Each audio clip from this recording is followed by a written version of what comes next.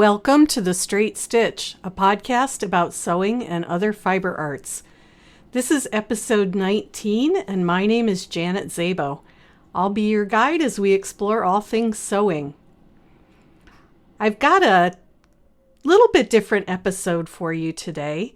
My guest is John Willis of Special Operations Equipment in Camden, Tennessee, and I've actually been to Special Operations Equipment because if you remember, those of you who might have listened to some of the early podcast episodes back in October of 2023, I went to Camden to teach sewing, spinning, do demonstrations at Self-Reliance Festival. Self-Reliance Festival is held twice a year, in October and in March. And it's hosted at Special Operations Equipment. John is heavily involved with it.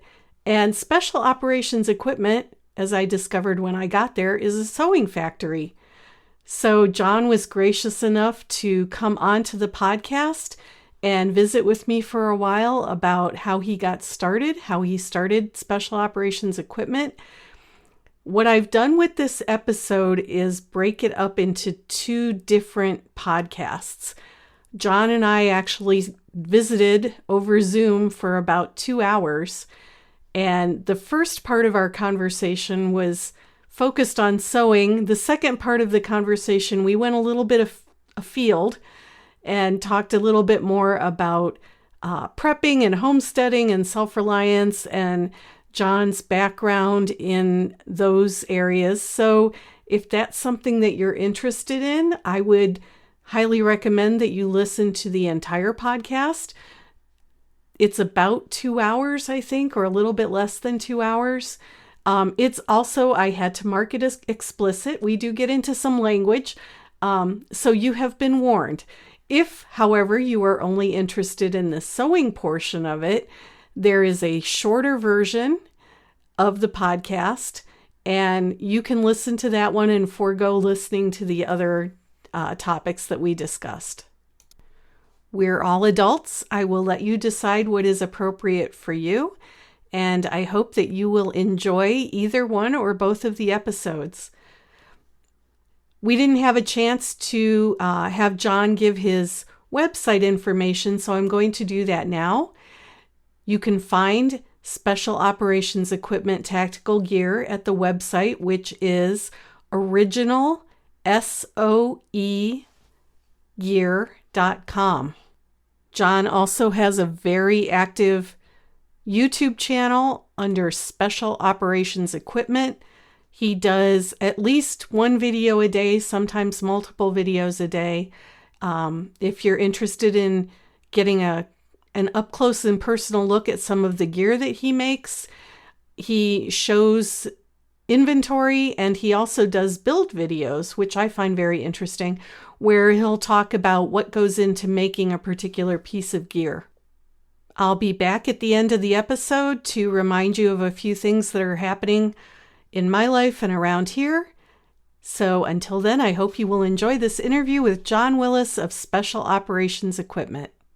My guest today is John Willis of Special Operations Equipment in Camden, Tennessee. Special Operations Equipment makes tactical gear, and I'm going to let John explain more about his company and how he got started. So welcome, John. Thank you. So originally, I did not sew anything. We were doing some t-shirts and doing gun shows. We would go to flea markets and swap meets, which here in Tennessee is very different from San Diego. San Diego, those were big miles worth of vendors. And we would go in there and buy a booth to get in early. And we would walk around and look at everybody else's stuff. And we would buy up like sporting goods stuff and outdoors type stuff. And then we would go to gun shows with it and just sell it for a way elevated price. And my cousin back then, we also had some t-shirts and stuff that we had done. We just took some photos of ourselves and did I think it was called a 386 line reversal. So they would take an actual black and white photo and put it onto a t-shirt, and it would look just like the photo. So we would jock up in, costumes, really military gear, take these cool pictures, and the name was Special Operations Equipment. It was not on my radar to actually manufacture anything. I had never touched a sewing machine. Mom, when I was growing up, mom made a lot of my father's uniforms when he was in the Navy, and all of my aunts and my grandma, everybody sewed. And I was born in 1971. So all growing up, to have a sewing machine in the house was very, very common. And that sewing machine was never a catch-all. It was always open. It wasn't pushed in the corner. It was not a decoration. So mom, when I started sewing, mom said, well, it's in your blood. And my cousin was getting ready to go through BUDS, which was SEAL training. And right up to that, he was a special installer for high-end car audio. And this guy came in, and he had an accelerated free fall sticker on his car and a recon jack sticker. So he was a Marine reconnaissance guy. Turns out he was a rigger. And that's the guys that do the parachutes and repair stuff. And they're kind of the guys in the special operations community that everybody comes to fix and fine tune and, build gear. It used to be when you started a tactical gear company, you really kind of came from that MOS, which was a rigger. And my cousin met this guy named Mike, and Mike had actually had some gear in the car. And my cousin said, hey, my cousin John actually does a lot of stuff with like military equipment stuff. I want to introduce you. So I met this guy that night, and he came over, and he had a belt and a chest harness and a couple things. And he said, hey, take these to the gun show and sell them. And I said, what do you want? And he gave me the price, and I took him to the gun shows and put them on mannequins. And immediately, I'd been to probably 30 gun shows at that time, and nothing like this had ever happened. People just started, how much is this? How much is this? How many can I get? And I said, well, here's the price. And I put I put $50 on top of it or whatever. And I was supposed to sell these. And I said, well, I will take your order, and then we will deliver them. And they're like, how long? And I had no concept. I'm like, probably a couple of weeks, we'll have it for you in a couple of weeks. And very quickly, my lined piece of paper filled up with people whose money I had and I owed this equipment to.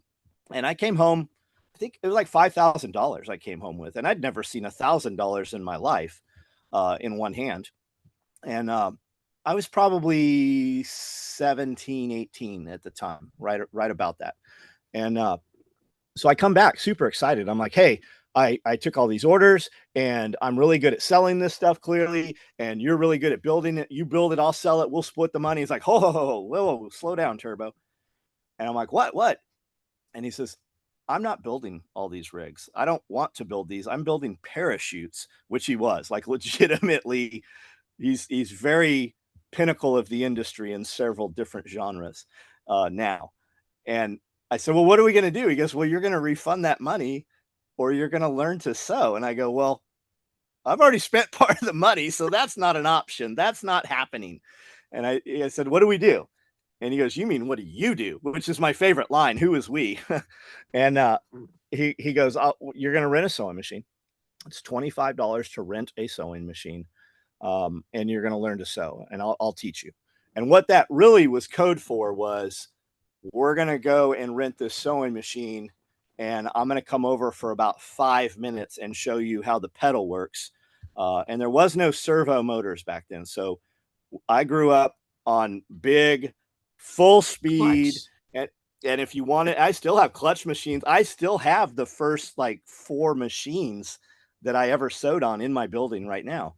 And so it was finesse. You had to learn to sew. And a common question, I do live videos sewing pretty frequently, and people are like, what's that hand? What do you keep doing there? And why is it that silver thing? I go, well, that silver thing's not actually supposed to be silver. They start out black. We have drug our hands on them as it's a break point or a brake to slow that motor. And you can kind of feel what your foot's doing at the same time, just like shifting and clutching. And people now, they've never seen a clutch motor at all.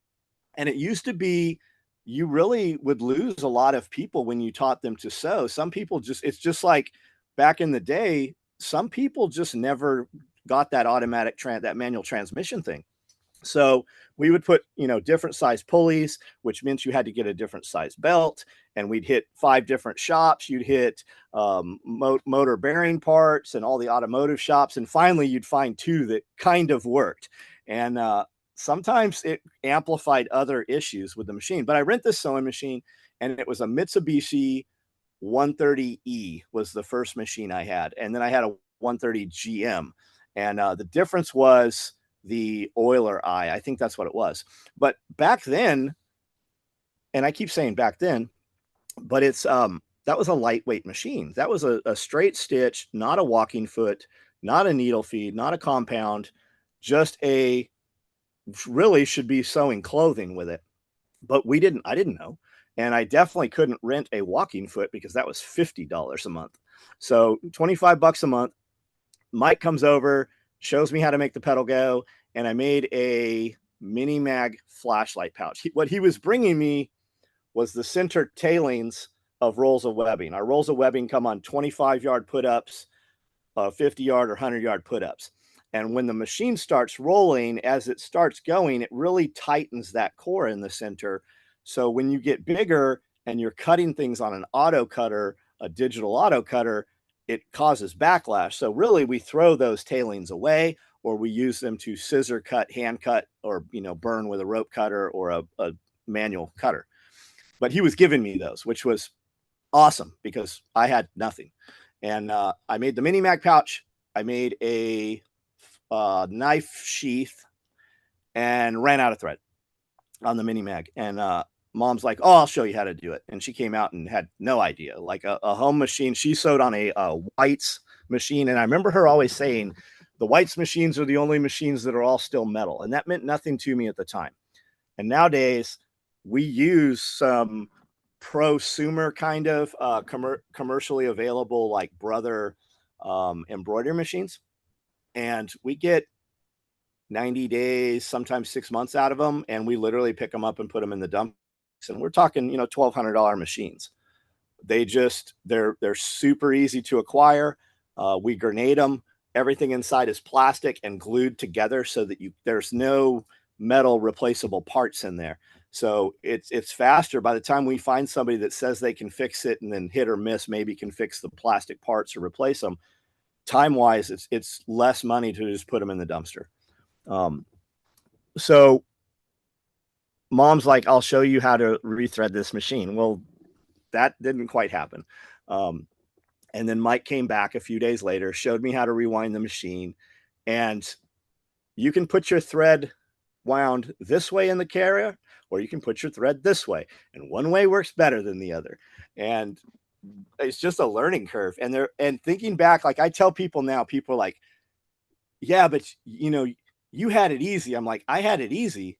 You have internet. Like every single question to anything in the world is on the internet. The second largest search engine is YouTube. And you can literally put a question in there and 400 people have made a video giving you the answer to it. So just trial and error, learning to sew. Took some stuff that we finally made to the gun show.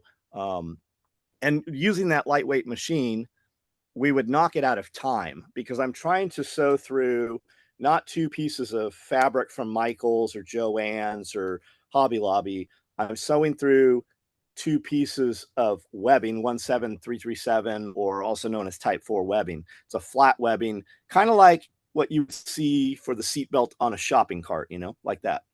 But we're not sewing through just 2 layers. When we start doing Cordura back then, which is the fabric that we make our nylon chest rigs and most of our durables out of, it was all 1,000 denier. Nowadays, industry standard for the last 20 is 500 denier. And there's companies even making stuff out of 300 and less other materials that are even thinner than that now. A lot of the gear in this world for tier 1, that's the tip of the spear guys they're making movies about. That gear doesn't come home. It's disposable. Each mission, or especially each deployment, they're going to get handed a full loadout that has all of their vests and all of their pouches and all of their stuff. And the real dudes doing that stuff, like flying to the assault, where they're in a building, literally they'll collapse the building and rescue hostages. They're on target for I mean, literally under a minute sometimes. That gear does not get reused. When they get back to submarine, aircraft, forward base, or wherever, that gear is just a lot of times even left on target. So back in the day, though, we were building everything out of 1,000 denier Cordura, and it's heirloom quality stuff. Like, we have kit out there right now that's 35 years old. It's been on deployments dozens of times all over the world with different operators. It's been passed down, sold on secondary market, and there is a huge cult following of collectors. They're in Japan, they're in Singapore, they're in Thailand, and the US. And rigs that I sold back then for $175 trade hands today for upwards of $2,000 for a 35-year-old piece of kit. So every now and then we get a guy's like, why is your gear so expensive? And I said, why do I need this? And I said, well, you really don't need it, but you're buying a piece of kit for a world that currently doesn't exist. But if it comes into existence in the future and you have no resupply and times really get tough and we go back to the old ways, we make gear that your great great grandchildren, people with your last name who have not even been thought of into existence yet, will still be able to use that equipment. It'll be sitting in a museum 200 years from now. And that's what we built. So we were using 1,000 denier Cordura, but the way we put our mag pouch, I say the way I put my mag pouches together, I was sewing through 9 layers and even 13 layers of material with a lightweight machine and a pretty skinny needle. And we use a 22, 23 now, and that's what we were using then. But on that lighter weight machine, that barrel that goes up in that needle bar was different. And we would bend those things. And best case scenario, because it's going through so much material, I'm using my hands, and I know this is a podcast, but when you would go through that material, it would deflect. It would kind of flex the needle. So as you're coming down, it wouldn't go through that hole in the needle plate. It would hit the side of the needle plate or even the feed dog. So best case scenario, you bend a needle. Next best case is you break and shatter the needle, which I've had needles like stuck in my face. I've had them in my lip. I've had them, mostly face. And worst case scenario is that needle bent and it didn't needle, but it stayed intact and it pushed that needle bar up and knocked that sewing machine out of time. Well, I didn't know anything about timing. So every other week or so, we're pulling the head off of that. And I didn't even know the head came off the machine. The first few times we did it, we put the motor stand and everything in a truck, and we would go to Tijuana, which is about an hour from where we were, and on the other side of the border. Tijuana was a lot different then than it is now. And we would go down there and get some guy to time this sewing machine. And inevitably in Mexico, you're sitting there watching him, and that sewing machine would sew perfectly, and you would test sew it and it would sew perfectly. But someplace between Mexico and my house in San Diego, that sewing machine stopped sewing perfectly. I don't know why. Maybe it just the barometric pressure of Mexico or the aspect of the sun. I don't know what it was, but it was just, we worked a long time. I worked a long time with machines that never sewed properly. And these were rental sewing machines. So I never knew that where that thread comes down at the needle bar and goes right before it goes in the needle, there's a little hook that keeps that thread in line. I never knew that part existed till a decade later. When you hit that foot, that knee press that lifts the foot, I never knew that it was supposed to release tension coming through the guide, because that little peg in there is broken. I never knew that. I didn't even know that till maybe a decade ago. So we got really good. And I tell people now, they're like, this machine's breaking thread. I go, you want to be a really good operator? Get fast at rethreading. Like, we didn't even know it was an option not to be. It was kind of a shock when I moved from San Diego to Tennessee. In San Diego, we had Mexican labor, and Mexican labor, I think for the most part, grew up out of necessity, right on the other side of the border. Tijuana, Ensenada, Rosarito, Ensenada, and there's huge textile industry. Everybody just sewed. And I think even back 20 years ago, I think people just sewed because they were taught in home ec and stuff. It was different when we came to Tennessee. When we came to Tennessee, We immediately ran a radio spot and a newspaper ad. We had 127 people show up the first week, of which we hired 3. Not because we didn't want to hire more, because like what we found, because we Carhartt, HIS, Chick Jeans, all your big textile companies were here. In theory, they had been here. We heard, hey, the factory's closed down, everything went to Mexico. So in theory, all those assets should still be here. And when we got on the ground, we were going to factories that were closed down and looking at places that were so big you could run like rally car races inside them, enormous. And it was weird because you would walk into these plants that literally looked like General Dynamics from San Diego, and everything was there. There was hundreds of sewing machines there. There were pallets of denim cut in 4x8 sheets that were 8 feet tall. Crazy. Like it was literally like aliens had come down and beamed up all the people, but the whole factory was still there. So we thought the people were here also. And what we found was we were really about 10 years behind where we thought we were. So a lot of the people who had the skill, they had just retired, they were on pensions, and a lot of them are just no longer with us. So we did get some people in, and I'm like, okay, here's the sewing machines, change your thread. And they were saying like, we don't know how to change the thread. I'm like, what are you talking about? They like, we have a man that comes around every morning and changes the thread. And then they're like, hey, I need a new needle. I'm like, what do you mean you need a new needle? Unless it's broke, you don't need a new needle. I change a needle when it's broken or when there's a burr or something in it. And they said, yeah, we had a guy that changes the needles every morning. So a lot of the big factories, we sew a product from start to finish. And I have 14,000 part numbers just in 2 models of belts we make. And we make probably upwards of 1,000 products that are not belts, just completely opposite products. So we build everything start to finish in a day. We do low volume. We're boutique. We might build 48 pieces. We might build 100 pieces. And we'll do, 10,000 piece contracts back in the day. So when we hired people, like Carhartt is here still a going concern. We hire Carhartt people, and we'll get people, they're like, yeah, I'm at this level, I got performance pay, and I'm the 3rd person in the company. I'm like, awesome, perfect. We'll pay you twice what you're making. They can't sew though. It's literally it's a button pusher. It's an automated tacker. All they have a drill hole in the material. They line it up, and the machine does everything. They're really good at loading and unloading, but they can't control a machine. So when you find somebody that can, that's really special. Or when you find somebody that wants to learn to do that. And it very much is a dying industry. I sat in at one IFLA or somewhere, one of the textile shows, and the CEO of, I think it was Arc'teryx, was in there. And she said, we don't even sew any of our products anymore. Everything's laminated. It's RF frequency binded. It's glued together. She said, you're a couple years away from the textile industry actually having no sewing machines in it. And if you look at a lot of stuff now, everything's laser cut. And I always tell people, I'm like, you're worried about trust your material. It's proven, it's been around a long time.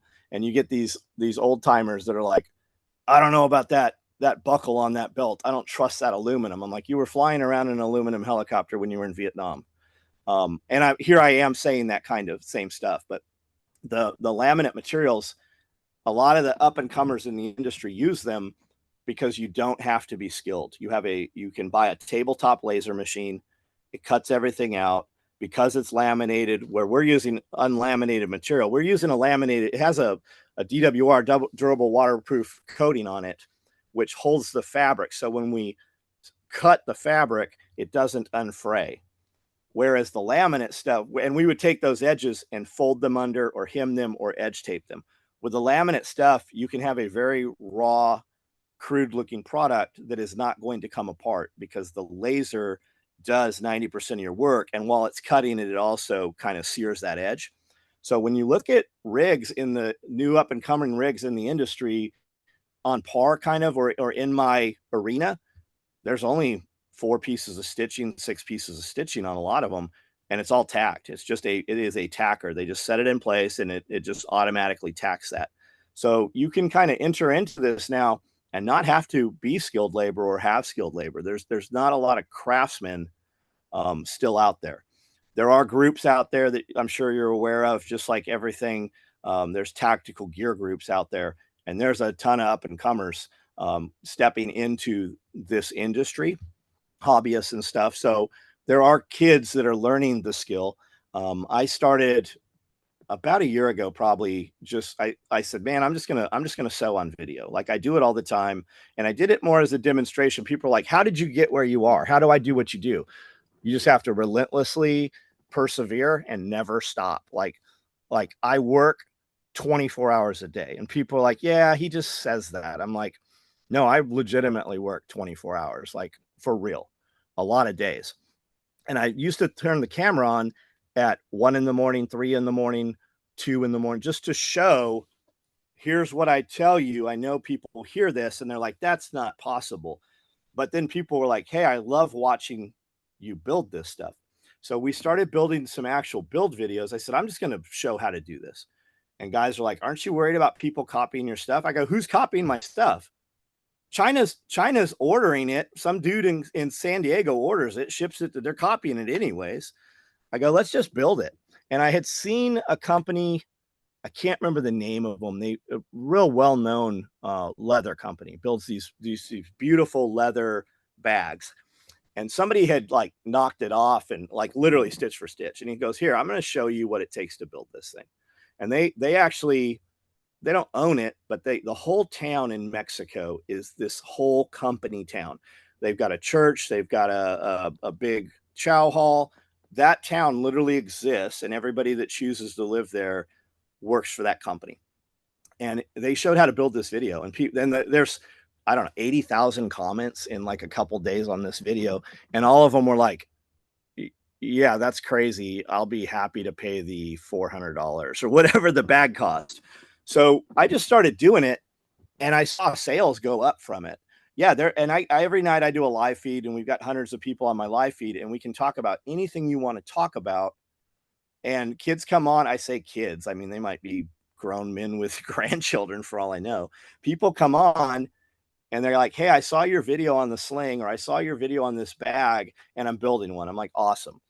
But at the same time, there's 20 dudes that are like, hey, I saw your video on that bag, and I totally understand why it costs what it costs now. So it's just bringing them in, right? It's bringing them in, getting them interested, and having a conversation, and adding value. I just put value out there, and it bounces back all the time. It just works that way. I don't know what direction to go with this. Like, so from San Diego, um, self-taught how to sew. When we started building stuff, and so we were back at the gun shows, and military dudes would see our stuff, and they're like, hey, I want to buy this thing. So it always took a couple of guys, and especially like the SEAL teams. Everybody wanted to have something different. And when the guy had a cool piece of kit, the other guys in the platoon are like, where'd you get this? And they'd literally be like, oh, I don't remember where I got it, or I had it custom made. They call it Gucci gear. Everybody wants to have something, but they always want to one up each other. So we'd get another dude come in, and he's like, hey, Mike, and my platoon has one of these. I'm like, yeah, I built it for him. Here's the drawings. He's like, oh man, that guy said he didn't remember where he got it from. But what would happen is you'd have these junior level guys, enlisted dudes, would buy this stuff, and you'd have 16 dudes in the platoon, and then the officer would be like, I want one. Why am I paying for this? And then they would get you, the purchase order would come forth, and then you'd get a contract, or the sister platoon at that level would come in and buy stuff. Back then, each platoon, when they were forming up, would get what was called an AMPAC card, and they basically had a debit card, and they could go to REI or Sports Chalet or sporting goods store and buy their own rope and boots and outdoor gear to use on the job as a SEAL. And they were able, once I started taking credit cards, we were also able to process those cards. We would always hear from the purchase agent, who is usually not a operator. He's usually like an admin dude that has kind of been assigned to NSW, Naval Special Warfare. And they'd be like, hey, do you take purchase orders? And I'm like, no, but we take AMPAC cards. which is back then it would max out. You couldn't take an AMPAC card. You couldn't run it for more than $5,000 at a time, but you could get authorization to $10,000. And then fast forward, we're doing purchase orders for First Marine Division for 1,000 gas mask covers, and it just kind of took off. So I assume at this point you discovered that you needed a heavier duty machine. Oh, I didn't have a heavier duty machine for 10 years. We did all of this still on a 130E. We were bringing in, because it was still, I was not a business person. I was a guy that liked to sew, and people sought me out to buy equipment, and I never managed money. So if I could buy a walking foot at $50 a month, I could get 2 single needle straight stitch for $50 a month. So, I mean, we were scaling. We went from, I mean, we had 36 people in San Diego at one point, and we were still running 130Es because I had them and I had just bought them. They were, you know, 350, $400, and I had paid years on some. I could have bought it outright in a couple of, you know, in a year. But I just kept renting them. And then we would rent some heavier duty machines. And then finally we started buying machines. And those machines are still out there today. Like, you can buy those same machines. I'm in a group, and somebody had said, hey, what does it really take to start building this stuff? And you've kind of got these gatekeepers now. And they were all, I know them, like they were guys that were asking me questions on internet forums 25 years back, asking the same questions these youngsters coming up are asking. And now they're like, use the search function. I'm like, you didn't use the search function. Give them the real answer. Like, come on, man, don't make me post all the emails you sent me. And they're like, well, you really need about $5,000, and you need this machine that's $3,000. And I'm like, no, you don't. And you know you don't, because we all started on 130Es. And I did a search, and I found 7 or 8 of them on eBay for sale and Marketplace. And they're still going for, like, I saw them from anywhere from $100 to $350. And some of them have servo motors by now on them, and you can put a servo motor. So back to the clutch motor, like, you used to really have to have finesse. And if you were really holding onto that wheel and you let that clutch motor go, it would torque your wrist. You know, it could possibly even break your wrist, I guess, if you held on tight enough. But now we put servo motors on machines, and when we start somebody out that's not comfortable on a machine, we've got that motor turned way down, so that machine just chugs. And as she's doing better, we just slip in at night when she's gone and turn it up a click. And every couple days or weeks, we turn it up another click. And she never even questions it. She's like, hey, this machine's going 10 times faster than when I started a month ago. She never even notices that it happened. I have a So clutch motor on my industrial serger, and I actually like it better than the servo on my Juki 1541.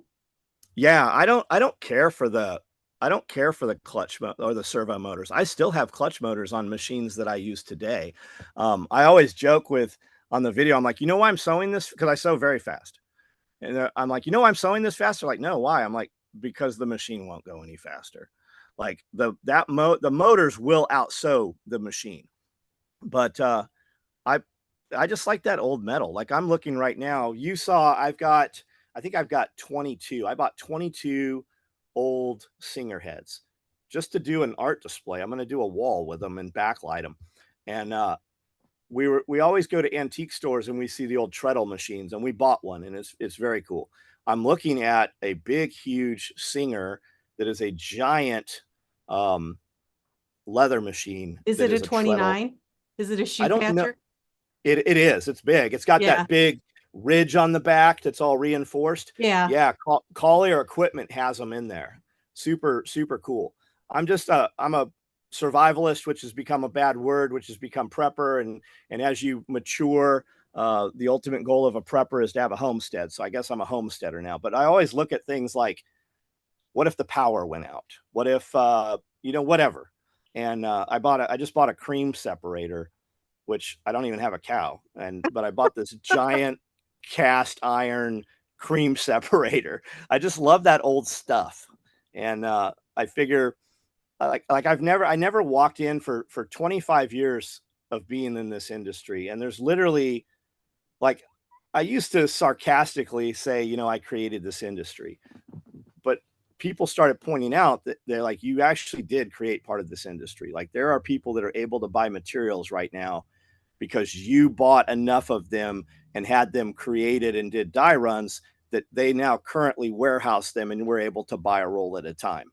I don't know why I went in that direction, but backing up to that, like we used to buy material from UFO, which is upholstery fabric outlet, and we do something called OG Original Gangsters, what they call it, OG SOE, and it was all OD black and green because all I could get the closest military color you could buy without having a mill run a whole die lot, which was 10,000 yards of it, which was, I mean, I was renting $25 sewing machines. So a $50,000 die lot of material it wasn't even, not only could I not do it, I didn't even know like that it existed. And we would buy OD green material, and then we would go to sporting goods, mostly like climbing shops, and buy by the foot. We'd buy webbing, and I would go in there, and eventually we're buying all their rolls of webbing. And you keep coming in here and buying all our webbing. Why don't you just buy it where we buy it? And that had never crossed my mind. So they're like, yeah, there's a company in Cal right here that you can. So I called them, and they're like, yeah, come on up here. So I come up, I have a credit card, right? Somebody mailed me a credit card. So I've got a $350 credit card, and I go up into this place up, a couple hours from where I live in San Diego, and they put me in this meeting room, and I'm like, yeah, I've seen this on TV before. Meeting room. And I'm like, okay, I want to buy this, and this. And they go, okay. And they bring these samples out, and they're like, we usually sell it by the case, but we'll sell it to you by the roll. I'm like, perfect. Here's my credit card. And they're like, we don't take credit cards. So it's like every time you thought you were a footstep ahead, you were getting pulled back. So anyways, I don't remember how we got the money from the credit card to them, but I did go home that week with some rolls of webbing. But all you could get was black. I'm like, hey, I need green, olive drab green. And they're like, well, we can do it, but you're going to have to order 5,000 yards of it. I'm like, okay, well, what does that look like? What do those numbers look like? And I need 1-inch webbing, 1.5-inch webbing, 2-inch webbing. And then I need all of those in hook also. So 1-inch, 1.5-inch, 2-inch in loop Velcro and hook Velcro. So I need 9 different things, right? And I need 5,000 yards of each of it. It was going to be like $70,000 to get those. That wasn't happening. It was not even a realm of possibility. So I'm just building this stuff, and everything has black edging, black webbing, black Velcro. And when you fast forward and we really started doing business, and really the demarcation was, I don't know, 8 to 10 years into it, people are like, why don't you take credit cards? I'm like, I ain't messing with credit cards. If you want my stuff, you'll send me cash, or you'll send me a check. And the month we took credit cards, we did 10 times in sales. Like literally, the easier you make it for people to do business with you, the more money they will give you. And at that point, now we had some revenue coming in. We were bringing in so much money, even that our credit card companies were freezing my accounts, thinking we were committing fraud. So we'd have to have the banks get a hold of the credit card company and be like, hey, no, this is real. And the credit card company was making us fax over, and the fax paper back, it was thermal printer. So it took forever on the internet and stuff over the phone. But we would have to send them copies of the orders. They wanted to see purchase orders when we were running anything over like $1,000. And we were consistently doing this all the time. And we're just getting stopped every time we would start moving. And we'd have some order for, 20 grand or whatever. And we'd start building this. And then all of a sudden they wouldn't free the funds up. So we're waiting for them to free the funds up. We'd have to send over all the paperwork. And there was times when we're just sitting in limbo for weeks because they're not freeing the money. And I didn't know anything about, accounts receivable finance. I knew nothing of business, nothing at all. And, but back to the OD green stuff, that is still a hot seller now. Like that original gear still sells. And you can look on my website and see OD/black or OGSOE. And it's the talk of the town still. for our clientele. Like we sell out of everything we make in that stuff. But fast forward, we were able to get those colors and get that stuff run. We were able to finally buy enough of it. And then those companies are like, hey, there's a demand for this. So they started warehousing it and having it run through the mills and stuff. Wow. I love your build videos because you're a great teacher. I don't know if anybody's ever told you that. So I don't think I am. I just kind of You are. talk my way through it. I There's have there's a learned ton. stuff watching your build videos. So I say kids, like I watch other people's stuff, literally like teenagers sewing stuff, and I'm like, holy cow, that right there saves that process 30% of the labor. We've been doing it hard for 30 years. And so what I started to say earlier is like, I'd never walked into a factory that was actually running. I never saw workflow. I just took some scissors, literally any scissors. I didn't even know what sewing scissors were. We used any scissors and we were cutting webbing. And when we got bigger orders, we were literally marking all the way. And I mean, like on one of my LBVs or a med pouch, I got a med pouch that we had an order for 1,500 units. There's 27 pieces of webbing on there. So that's double that amount of cuts. And we would mark all that out with a Sharpie, unroll the whole roll of web because we were dumb. And then we'd cut it with scissors for days. And then we would meet at my friend's gas station at a mobile station where they worked nights. And we would use all the Zippo lighters because they were getting them in these mysterious 50 packs. And we would Zippo lighter thousands of pieces of webbing just seared enough. And the lighters were heating up so much that the tabs that hold the metal part on and the metal part holds that roller that hits the sparker, those were getting so hot that the plastic would stretch and finally let go and it'd go psh, and it would shoot the spring and the sparker. So we were using them for a couple minutes, set them down while they cooled, and then use another one. Like we had a contract for a big holster, and we had a 1,000-piece contract, and it took us 6 weeks to cut all the material and that was like your friends would come over and help you do that stuff, but not like you're going to do it, right? So we'd have 10 people doing that stuff. And then we would take like the material, we would use 2 pieces of Cordura, which is the industry standard. That's the material all of our stuff is made of. But we would put a 1050 ballistic inside because it was way stiffer, way heavier hand. So we'd use 3 pieces of that and we'd trace them all out and we'd scissor cut them. And then we would take and make 1-inch marks all the way on top and bottom and all the sides. And then we'd use a ruler and make all those lines to make the stitches because we were quilting them they had 1-inch grid all over them. So my buddy Dave makes a template and he has the idea he's going to make this template on this plastic and drill holes in it. And then once these perimeters are all sewn together, he's going to put them out on the tables in the front yard and use climbing chalk or gym chalk. And it's just going to magically fall through the holes and it's all going to be good in the hood. And I come home and mom's entire front yard and driveway looks like we just kicked over, I don't know, hundreds of pounds of chalk. There is chalk everywhere. There's chalk. I'm coming up the street and start seeing chalk in the road. And I never thought find the center point and just draw these lines with use a gauge. It never entered my head for a decade. Just make a gauge for something that you're using, find center and just use this template, right? You just don't know what you don't know. And with the internet, the way it is now, those are the little tips. People, every time I put a video on, some guy's like, I never thought to, when I'm changing thread, I never thought to cut it from the cone off the thread stand and tie the new one in and then pull it through. I go, yeah, I say that every video because I didn't think about it for 20 years. And when you tie that, we use 70, it used to be 69E. We use nylon thread. It's the industry standard.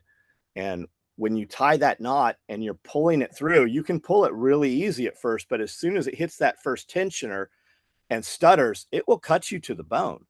And that's why I tell guys, I'm like, when tie this on, loop it a couple times around your finger, pull it through till you hit it, be cognizant of where that knot is. That's where, and you will, that injury. I've got one on my thumb right now where we just had all this ice and snow. So I was outside. I've got a little split on my finger that's been, I'll bump it on something and it'll bleed. And I don't care about the split, but I get blood on product, So you'll have a wound like that that'll be open because you'll keep hitting it for 2-3 weeks on Or the even fingers like something that. as simple as winding a bobbin while you're sewing. Yes, yes. Now our bobbins, I don't know who your audience is, but like a home sewing machine winds bobbins differently. Um, I'll come into the factory and I'll hear one of the machines just running wide open, and I know, I'm like, they're winding bobbins, and I go, hey, and I say it being a smartass, I'm like, you might not know this, but that sewing machine will wind that bobbin while you're sewing. I mean, we have a couple in the shop, and I can't fathom why people use them, but we have auto winders in the shop. And then you find out that you could actually not ever wind a bobbin again. Your thread companies will sell you thread already on bobbins, on cardboard bobbins, and then you just dispose of them. So it, like, you just don't know what you don't know. And I Right. learn stuff still every single day now that we have sewing machine groups. I get in there just trying to add some value, help somebody out new. But every couple of days, I'm like, oh my God, like that cuts this process 10%. That saves me 50%. And like, you have this concept of, well, it costs more money. Man, human labor, accumulative human labor and repetitive motion, like it's just those, it just adds up, man. It just economy of motion too. I'm like, look, when you're doing this, because we still scissor cut stuff. We don't have an autometrics cutter, no Gerber cutter. Like, we literally Barney style, like a second grader making, paper dolls and snow angels. We trace a pattern with a colored pencil, and we cut it out with scissors. And I tell these guys, I'm like, look, you're standing facing the table, and you're making a horizontal cut. You're jacking your wrist 90 degrees. Yep. I know that you think that you're indestructible right now, because I still think I'm indestructible right now. But it is a cumulative, man, and you don't realize that you do this thousands of times a week. And the simple fix is turn your body sideways. Cut in straight. Like, if you watch me cut, people are like, why does he move that roll of material around? I make all my forward cuts, and then I turn it and I make my sideways cuts, but forward. It's like, you just don't know what you don't know. And as young people, I drive all these big, huge monster trucks and stuff. And everybody was like, when you get older, you're going to feel that. And every time I had a surgery, the doctor's like, you might not ever ride this motorcycle again. And I always thought they told me that just so you would think you'd be impressed with the surgery they did on you. When you're like, I'll show you. But when I turned 30, I still have that big truck, and I would just get up and down out of that. I'd just hop up there. And like magic, man, when I turned 30, I'm like, I kind of feel this. I should probably stop jumping out of there. And then for my 35th birthday, I bought myself a set of steps. Like, I still have the old building up the street, and the loading dock, it's only like 3 feet. I just run up there and just hop, skip, jump up there. But at 35, I'm like, I can't afford to break an ankle, right? I stopped riding dirt bikes and started driving, running 4-wheel race. We still jump them and do crazy stuff, but we're in a 5-point harness, right? It's when we destroy a car, jumping it over something you totally shouldn't be doing. It's not a helicopter flight to the trauma center anymore. You walk away from that stuff. And I'm very cognizant of that. And I tell that to young people a lot, with sewing, with any walk of life. I'm like, you're indestructible right now, but we do things when we're young. And I know that when we're young, we don't think about being 70, 80, 90 years old, but the things we do right now are very accumulative. And also, you can remove a lot of that when you put in the work right now. When you're young, in the proper way, it adds quality of life on the back end. And I think it's that teetering point, right? I say, no matter how I look at it, over half of my life is gone. Like, it's never getting better. I can't change what I've done, but I can guide the people that are going to do what I've done, right? I can I can say it. People tried to tell me when I was young, like back to the, the business thing. Very, very successful people in business that you see on television and that they make movies about would try to mentor me. And I'm like, no, I know what I'm doing. And I definitely have like burned relationships over that. There are people that I want to be involved with now that remember my smart ass mouth when I was, 15, 20 years ago, even. So I think I've matured in business, in life, and business is kind of going in different directions. Um, Still sew. Don't have any plans to not sew. I would starting fresh. I would definitely do things. I would still do the same product. I would just do it differently, right? As we get older and we acquire a lot of things, like I've still got 4 other buildings full of stuff. And when we walked out of the old factory and moved into this one, the day I bought this property, I never planned on putting SOE in here. But when we did decide to do it, we did it in 3 days and we still left tons of equipment. Like if this building got burnt down or tornado wiped it off the map, we would go to work up the street on Monday. Like it literally seamless. If this building was on fire, I wouldn't even watch it burn. I'd be at the other building getting the mold and the spider webs out of it and going to work. So we have all this stuff, so to start fresh, which I've done several times, I have started fresh. It's you can just move quicker. You can move very fast and just do the things that are the important things without all the little things that you have to do because you're already heading in some direction. Just like setting up flow, or we have a lot of scrap, right? We accumulate a lot of scrap, and you save that scrap because you can make smaller things out of it. But cutting scrap takes a lot longer when you have an employee doing that.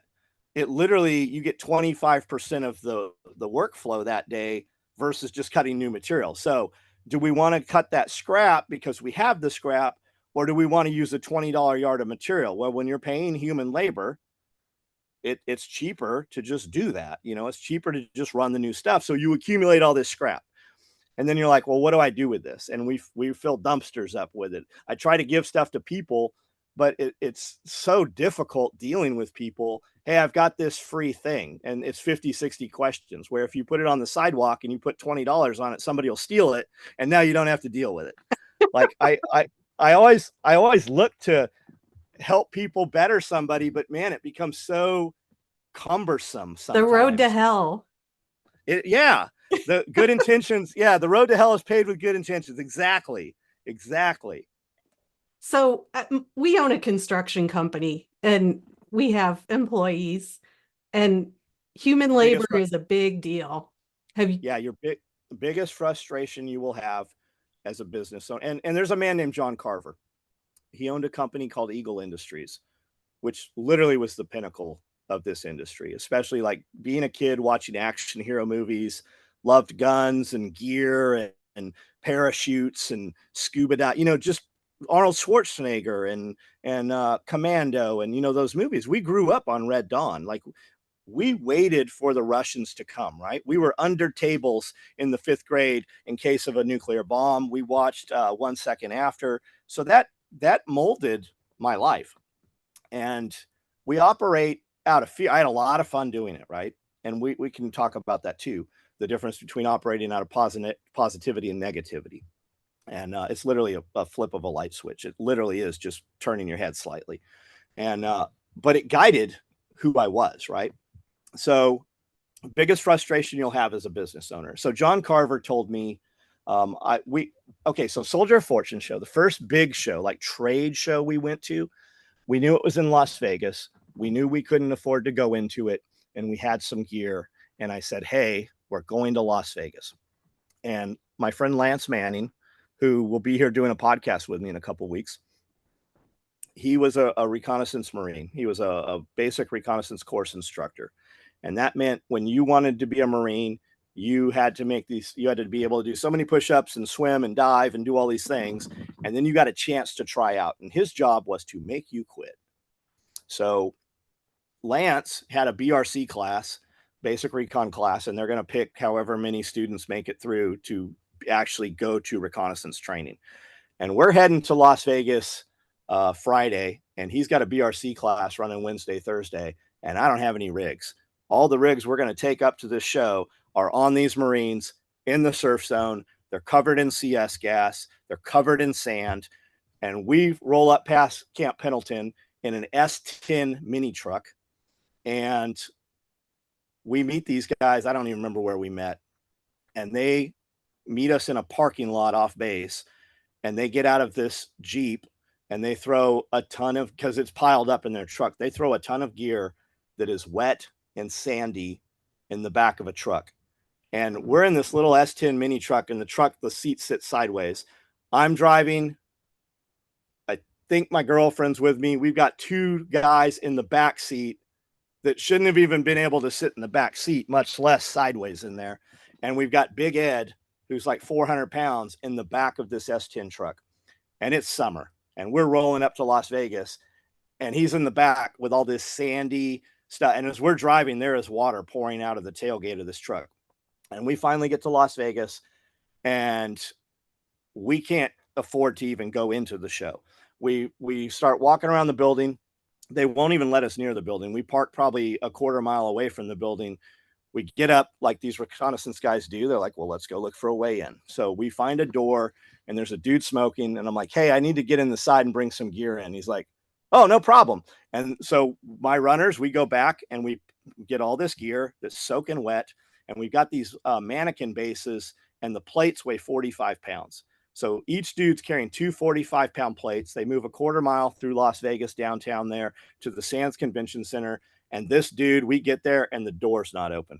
So we just wait until the door opens, and the security guards are coming through and they're smoking there. So finally the door opens. We get inside, and there's this, it was Thursday because the show opened on Friday and the pre-show was Thursday. So we go up, and there's this empty piece of carpet at the front. It's the red carpet at the front of the show. And Soldier of Fortune show came from Soldier of Fortune magazine. And it was a big deal when we were kids.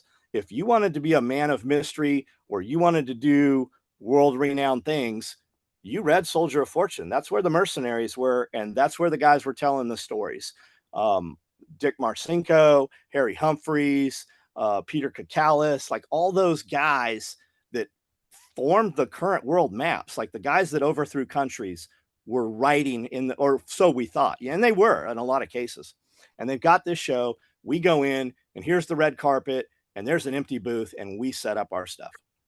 And people are looking at us. Nobody knows who we are, and I don't have a clue who anybody is. And finally, guys are coming up that are in there. They've paid extra to be in early. And they're like, how do I buy this? What is this? And there's just this dude next to us with a table, and his table's empty, as is our table. And he's super cool, and he's talking to our customers, and he kind of hears our spiel, and they're all, and he's like, hey boys, my name is Ernie Emerson. I'm getting chills right now talking about it. And I'm like, oh my God, that's Ernie Emerson. He made the CQC6 and the CQC7 knife. He's in the book Rogue Warrior. He made Dick Marcinko's Red Cells knives. And I totally know who this man is. And he goes, listen, boys, this is my booth. I sold out of everything when we set up. He said, you guys are more than welcome to stay here. But if you like, I will talk to the event coordinator and I'll get you an area on the concrete because this stuff's all kind of wet. So I'm like, yes, sir. Thank you. And he gets us, he doesn't ask about money, nothing. He is the man. Like everybody in this industry in the world knows who this man is. And he gets us set up by the snack bar. And there's still water coming out of these rigs, and people are slipping and sliding.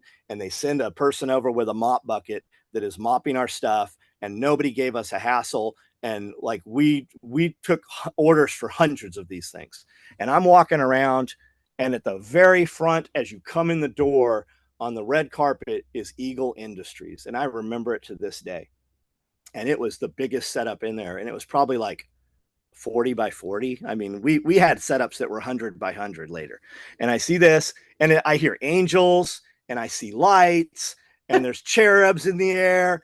And I'm just in awe, like looking at this, just in awe.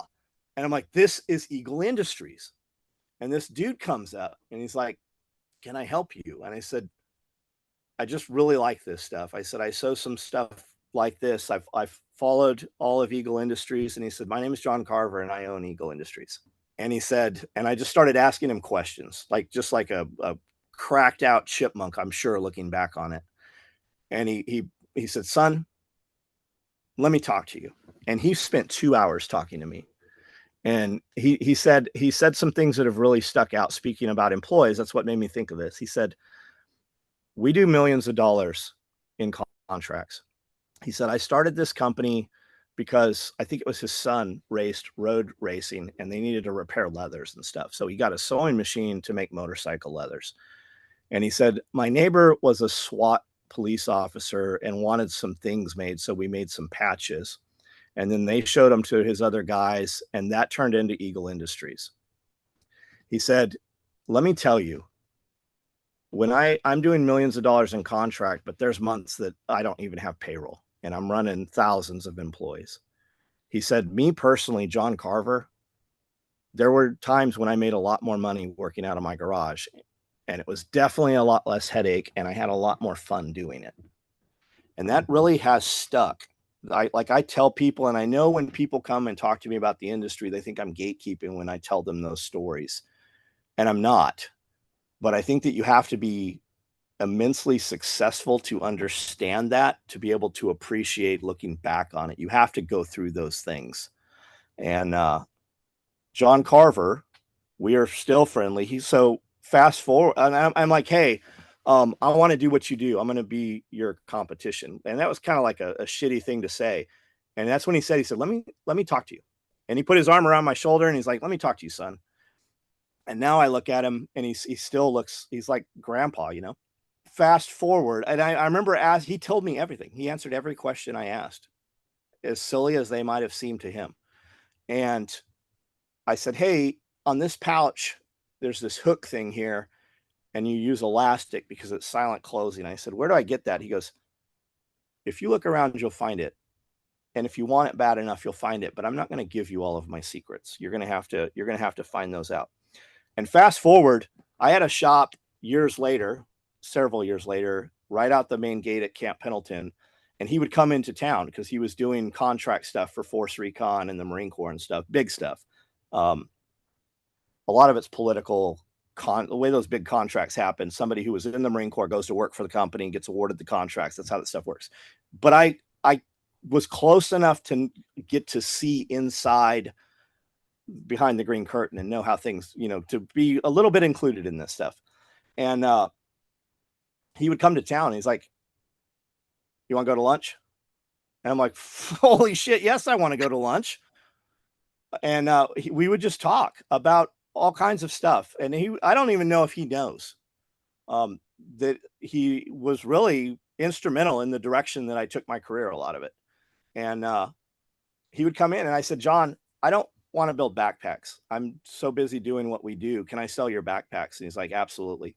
And we sold Eagle backpacks and rifle cases for years. And I remember calling him up and I'm like, hey, I need 20 calling up his people, right? I need 20 backpacks. Okay. But they would never ship. And I'm like, well, hey, remember I called and, oh yeah, we're going to run them in, 6 months or like, the industry, you open your eyes to that, when you're dealing with these huge companies and stuff. And I could always call John and get a different answer. But when you're dealing with the front of the house and you don't ever want to be that asshole that circumvents the system in there, because people do it to me all the time. And John Carver sold his company for, I think I heard 4 million to a company, a conglomerate called ATK. And Blackhawk was the other huge company that basically copied what Eagle did. And I mean, stitch for stitch, but way lesser quality. And he sold for 8 million, I think, to ATK. John Carver had a non-compete. I don't know how many years it was. And his son started a company called First Spear, amazing quality. I don't think people really know what a powerhouse First Spear was quietly in the industry.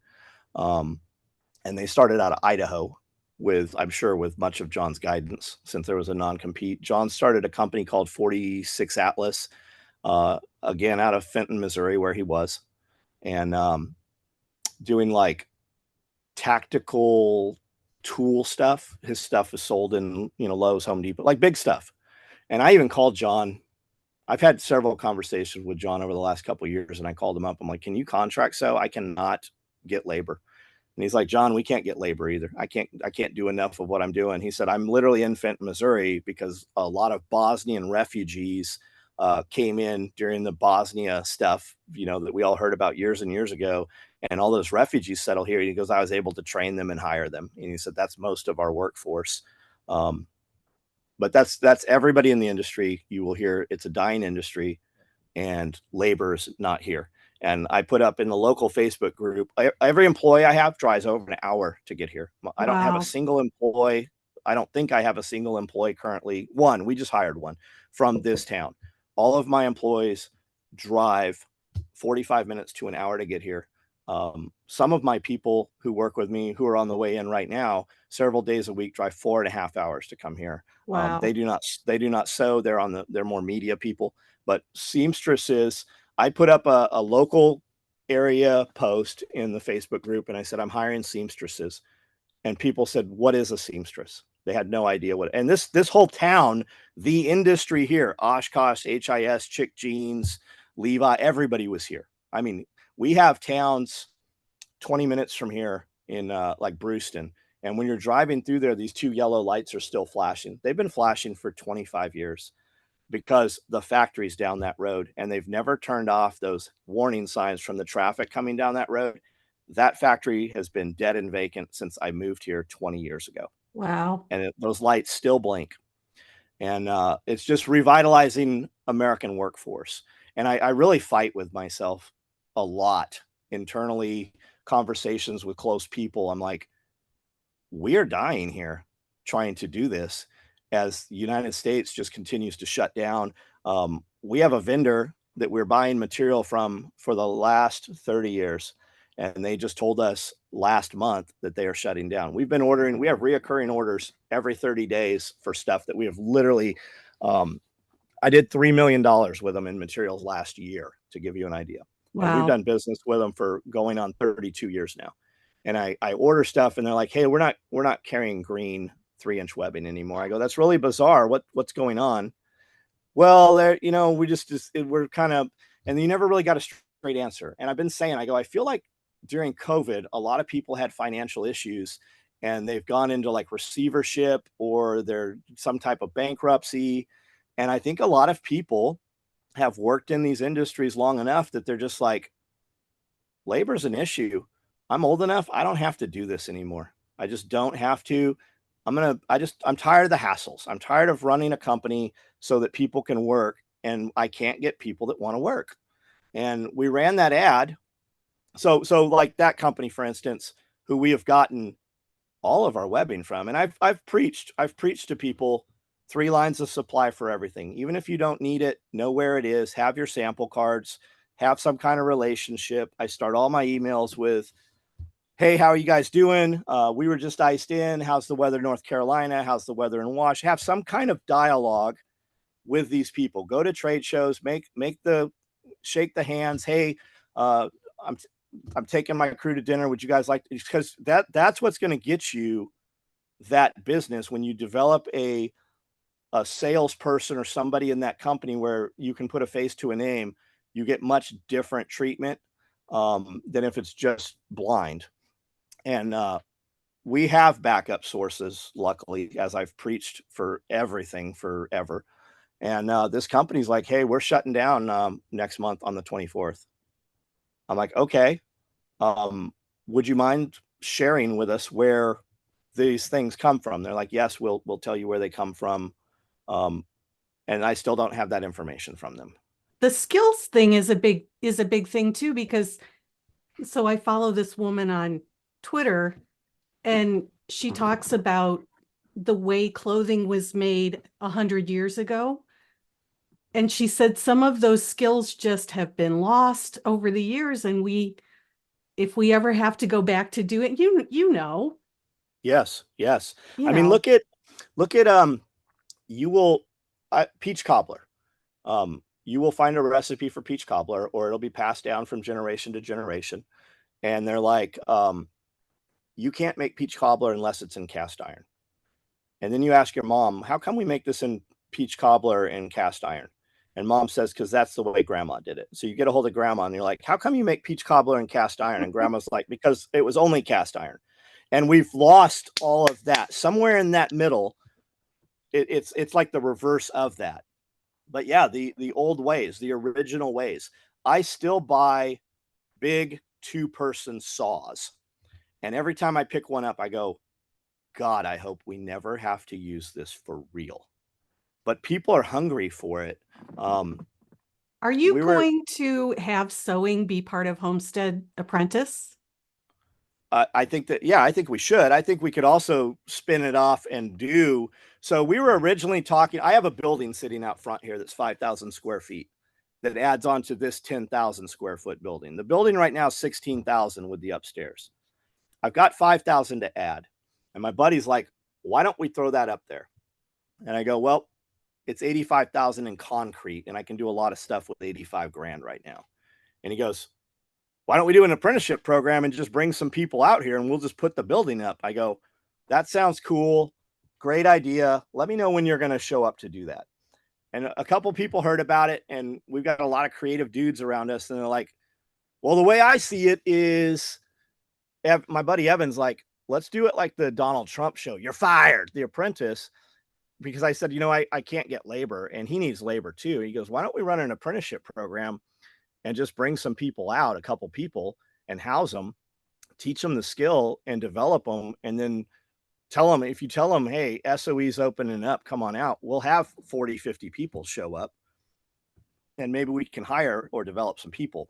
And that has since turned into TV show, production company, trailers on site, which comes with medical and insurance. And it's turned into this, big monster. And I said, look, if you guys want to do this, I will do it, but you guys have to do it. You do it, I'll be there 100% and we'll do it. So that's what's happening. I've got a meeting right after I get off of this. I've got a meeting, a 30-minute video meeting with all the team for that. And then I roll straight into 2 hours of podcast. And then I roll into an hour-long Patreon. I'm literally recording in front of camera. I'm in the studio right now, but there's big cameras right here in front of us. And those guys at 10 o'clock are going to roll in and we're going to work 200% speed until 6 o'clock tonight. Wow. And that's every day. I was up at 4:30 this morning, made a video out there in the rain at 4:30, hit the gym, pulled some orders, tasked some people in the shop, and right out here at 8 o'clock.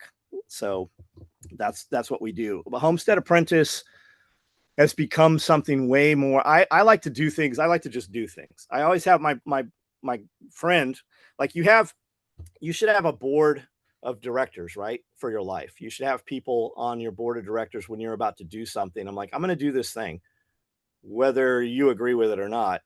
Tell me why I shouldn't do it. And you have to have people that'll literally tell you why you shouldn't do it, right? And Pierre is one of those guys for me. Just been there for like best friend, not the longest in my life, best fucking dude out there. Sorry, I don't know your audience. Everything I say, my logo says "Made in the motherfucking USA." It's on the sign at the end of the driveway. But Pierre I call him the what if guy, and like, hey, we're gonna do boom, boom, boom, boom, boom, and he's like, well, what if? I'm like, we're not gonna ask, we're gonna do it. By the time they find out and tell us to stop doing it, it's already gonna be done. And that's kind of what this thing has become. I like to just do things, show up, and fire and bombs, and not really bombs. I used to joke about that, and the federal government wanted to talk to us about bombs. You should also, if you're hearing these words coming out of my mouth, there is a permanent record of everything you have said on the internet. And sometime at some point, somebody will be there to ask you about them, no matter how silly it was when you said it. In the future, you will be checked on it. And that's Pierre. So we would just have guys show up and I'm like, okay, we're going to light this on fire and you guys drive this car through this fire. And if you catch on fire, we'll put you out. But when you get involved at a bigger level, as you have more money, people want to, they're looking for any reason to take your money. Right. So now we have, lawyers, and I like to just do stuff very uncumbersome. What are you doing tomorrow? I don't know. What are you doing this weekend? Not whatever you're about to ask me to do, because if it was cool, you'd already told me what it was. But yeah, human labor will be your biggest frustration. When I wake up in the morning and while I'm getting dressed in the dark to go make a video at 4:30 in the morning, the first my mind is who is not showing up in the morning. And you have this conversation. Okay, this person is the most likely to not show up. We are fine without this person, but you have your team. And when there are certain people in that building, 100% more stuff gets done. And when one of those people in that building, your management staff, if they are off or having a bad day, when I walk in that building at noon and there's half the stuff on the table, you can tell and you know what that's the result of. And that's just human beings, and there's nothing you can do about it. We've gone through several years and given raises to everybody in the company. And you see a performance boost for a couple of weeks. And then when you actually math that out and you're like, this was $80,000 extra, and we have zero for it. We literally had a conversation with some friends of mine that are pretty big business guys. And I go, what would you say if we doubled all of our employees' pay? Double it. He goes, I'd say you'd get nothing for it, and you would have a ton less on the, in the account. And I kind of like, because I'm like, how do we get more employees? Maybe we have to pay them enough to get more employees, more money, right? Which means we pay all the current employees more money also. But it doesn't work like that. It just does not happen like that. And I don't know. The real answer is, we're in the most impoverished county in Tennessee. I moved here because James Yeager lived here. And he said, come here. And I said, okay. He said, you won't. I said, I will, like double dog dare you. And we came here. And I went to federal prison I don't know if you know that. I went to federal prison in 2003 to Lompoc prison for 22 months. And I came home in 2005. And when we left California, and I'll tell that story in a minute.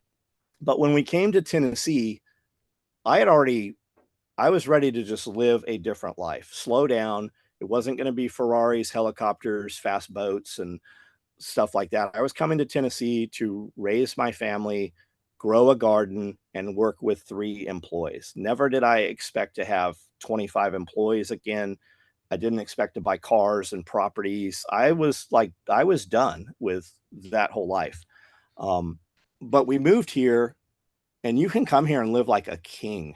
You really can, if you have ethic and just execution, like from California. Like when I said I'm moving from California to Tennessee, and I was having my truck serviced by this dude, he'd open the shop in the middle of the night to take care of our trucks that we're going to roll out with, big trucks and real heavy loads. We're moving everything we could fit in on these 30-foot trailers to Tennessee. And he goes, you're about to find out what Tennessee time is. And I go, what do you mean? He goes, nobody has any urgency. And I'm not talking ill of Tennessee. It really is everywhere. I think it's generation. And we say that all the time, right? I remember Grandpa saying, man, these kids coming up these days, I don't know how they're going to make it. They're just not, and here I am being that grumpy old man. And I have to remind myself, it's not everyone. It's just the ones that we come in contact with. I like to believe that the cream of the crop is still out there. What I say here is, I'm like, oh, people here work, but people that want to work already have a job. Right. And you can move here and live. You can have the biggest trailer in the trailer park, right? And I mean, there are multi-million-dollar mansions in this county. There's beautiful houses, but there's none to rent. The people that have the beautiful houses live in the beautiful houses. They're already retired, or they own companies, and they, have all their labor force somewhere else. People that want to work here already work, and you can come here and have a great company as long as you have UPS and the internet, and freight.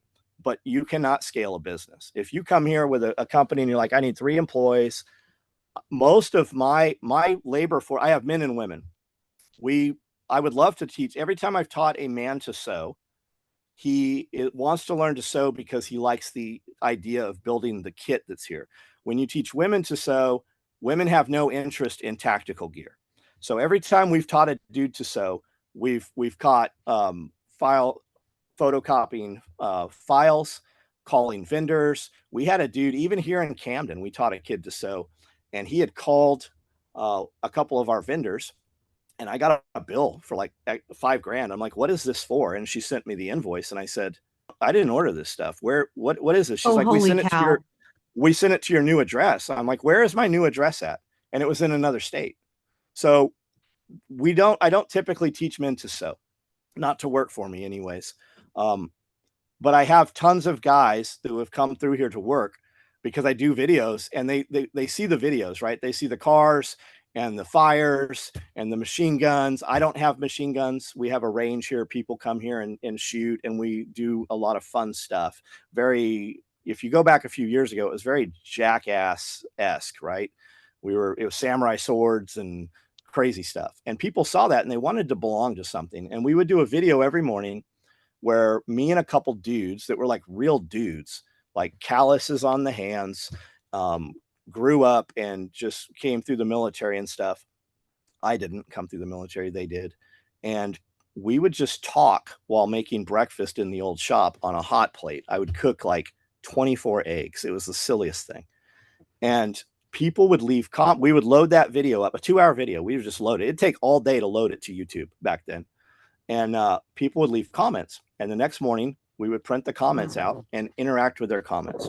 And they loved it. There was hundreds of comments every time. And they just felt like they knew you, right? Because we spoke to them. And they started showing up. And then we bought this property. We had driven past. I used to pay all my employees to go to the gym. The gym is 14 minutes up the road in the next county. It's a huge gym.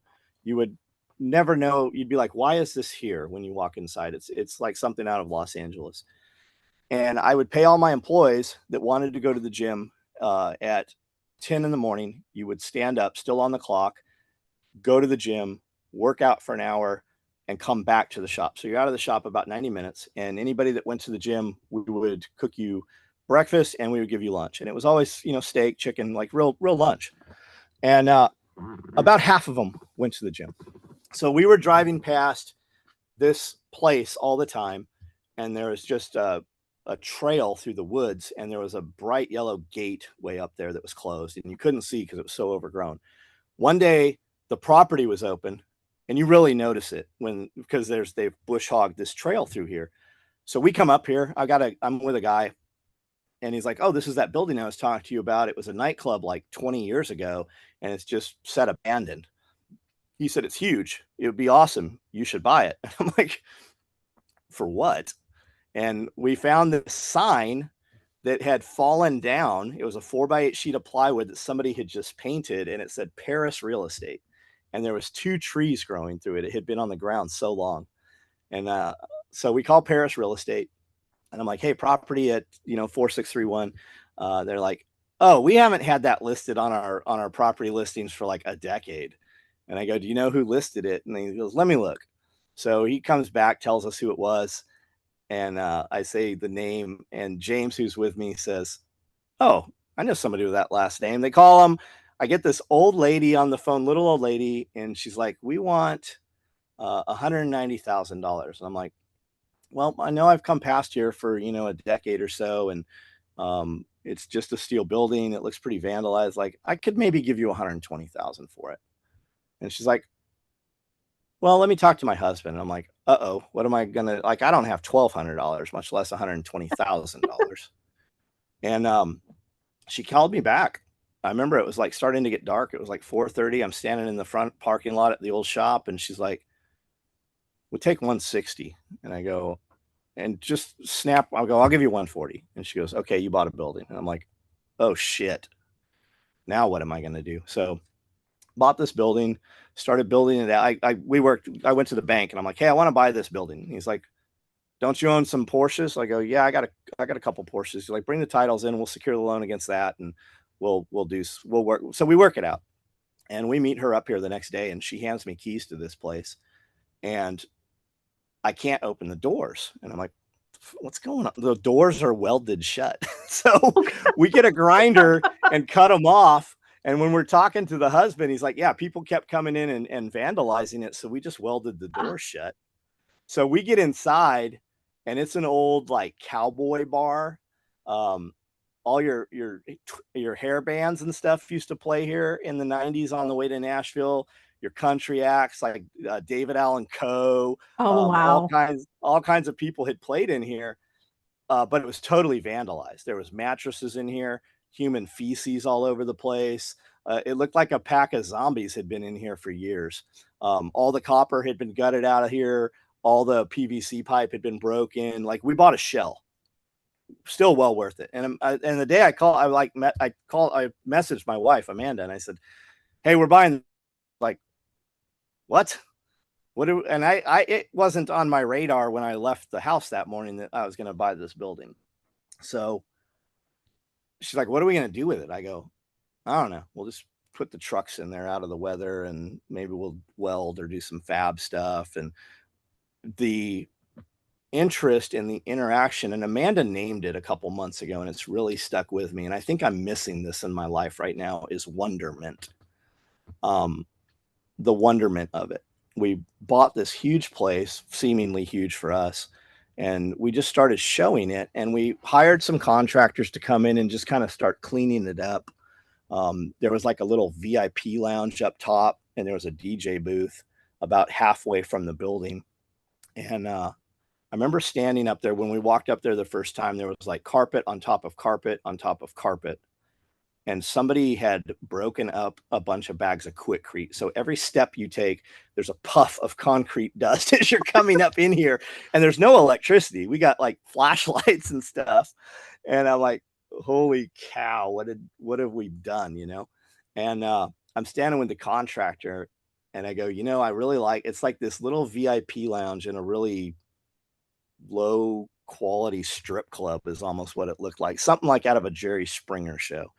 And I go, I like this second lounge. It'd be really cool and there's a giant crack in the concrete. I go, if we could take this upstairs all the way to that crack and make it go all the way back. And he's like, oh, we can do anything you want. So I'm like, oh, anything. I go, anything? He goes, oh, yeah. I go, could we put a hot tub up here? And I'm just being kind of like silly. He goes, oh, yeah, sure. Yeah, we can talk to have an engineer come in from Louisville and try laminate beams, and we use these prefabbed joists, and yeah, oh yeah. And so it just started happening, and out of the excitement, we would come over here with a camera, a big like pro camera that my buddy, I'm like, what camera should I get? And he's like, oh, you should get this camera. So we bought this camera. It's sitting right on the tripod in front of me still. It's our super old Beat camera now. And we just started filming, and we'd come in, actors would leave and just walk through the building. And it's like a mystery, like what has changed today? And we started showing it on the videos. We'd load that video up every morning, and people just flocked to it, and they wanted to be a part of it. And they're like, hey, you should put a fireman pole. And I'm like, that's a great idea. We should totally put a fireman pole. Where do we get a fireman pole? And people are like, hey, we have a fireman pole we took out of the old fire. And people just started like really getting into this. They're like, you on that upper level, you should put a glass wall so you can look down at your cars. And I'm like, roger that. Perfect idea. And that glass wall's in there. I mean, we did almost everything that they said on the video, and I'm like, that's an incredible idea. Yes, we should totally have lions and tigers. And I love your shop. I do. Thank you. I do too. We had a little ways into the build when the top level was upstairs. That's 6,000 square feet upstairs, and a little ways into the build, they brought in an interior designer, and she's like, what's your vision? I go, I don't know. I'd really like to have a castle. She's like, a castle? I go, yeah, like in England, like with parapets and stuff, like a castle. And she's like, on the outside? I'm like, I don't know. I just like castle stuff. Like, she goes, vampire? I go, yeah, maybe like mad scientist, vampire, Harry Potter. Like, I want you to walk in here and be like, what the fuck? And it happens. Like every time somebody walks, I hear them go, like they say it like I'm not going to hear it. And I'm like, that's exactly what I'm looking for. And I just love it. We go to Amanda and I will go out of town to antique stores, like a lot. We'll just go in a direction we've never been to, a city, town we've never been to, and we'll just get close and I'll type in antique stores near me, and you'll go into these antique stores that we've never been into, and they'll literally have like a lion or some thing, some medieval thing or something. And I'm like, I would love to have that. Is that for sale? And they're like, yeah, we've been trying to sell that for 25 years, 30 years. And we buy it and bring it back. And My favorite then piece is your mannequin with the chainmail. awesome. I have several of those actually. I think I've got 6 or 7 suits of armor. And somebody said, you should get a suit of armor. And I said, where do we get a suit of armor from? And they're like, and that led to, oh, the Society for Creative Anachronism. And when you go to the Renaissance fairs, that's just kind of like that's just a piece of it. That's for demonstration, but there's people that are truly into it. And then they had that TV show, Extreme Jousting or Full Metal Combat or something on History and Discovery. And I met that guy with the horses. And for a long time, I said, I want war horses. They're like, what? I go, yeah, I want percherons. Like, I want to joust. Like, I legitimately, we had a lane, like we put a lane in, we never ran any horses down it. But I had every intention of buying horses to go do that. And I met those dudes, and there are guys, they call it melee. And they meet up, and there are thousands of dudes. I'm like 10,000 dudes meet up. They do one in Ohio. They have them over in Europe, and they meet up, and they like knights in combat, like beat the piss out of each other for real. There's different like levels, and they call it functional armor, and it's made of titanium, and it's full. They have like medieval martial arts, and there's worlds out there that you have no idea exists. And somebody will say something to you, and you'll just pull that thread a little bit, and all this stuff falls out. That's why we named our podcast Pulling the Thread. We did 126 episodes, 5 days a week, and then we stopped doing the podcast. It was like conspiracy theory stuff and just whatever we were into. And we stopped doing it for years. People were like, you got to bring the podcast back. And we did. And it's pretty big now. But those videos that we would do every morning, guys would just show up and knock on the door. And I'm like, what's up? He's like, I just moved here from Alaska. I'm like, what? He's like, yeah, like you said, if you want to do something, just do it. So you spoke to me, and I packed all my stuff, and I moved here from Alaska. I'm like, where are you staying? He's like, in my car until I've worked long enough to find a place. And we've had, I'll bet 100. I'll bet there's been 100 of those guys show up. Wow. Two guys from Alaska, guys from New York, guys from Arizona, and they come in and they're here for a few years. And some of them, like, I'm very difficult to work close with. A lot of guys see that wonderment on the videos, and they come out thinking that it's fast cars and, like the videos, but that's not 1% of it. Like, people don't realize, like, legitimately, I work all the time. I was on a sewing machine this morning. I was on a sewing machine last night. I was on a sewing machine yesterday, and it's just work, right? And with the property, especially when we first started developing the property, it was shovels. Like, we'd have 6 guys outside, and we'd break a shovel every day, like break a shovel blade in half. Like, this was a gravel pit. And when we started showing that, guys are like, and I'd always listened to Spearco, so I knew what permaculture was. When I was listening to Spearco, I was on the AR-15 forums all the time, and he had posted there as Modern Survival. And he said, hey, I'm starting a podcast, and this is episode 2, and put a link to it. And I'm like, what's a podcast? Nobody knew what a podcast was. And I clicked it, and it's this dude talking about stuff that really resonated with me. If the power goes out, you need to have some food, and, what are you going to do? And I liked his stuff so much that by like episode 4 or 5, I said, hey, I love what you're doing, and I really want you to keep doing it. I want to send you some product and use it for listener appreciation giveaways. I sent him $1,000 worth of slings.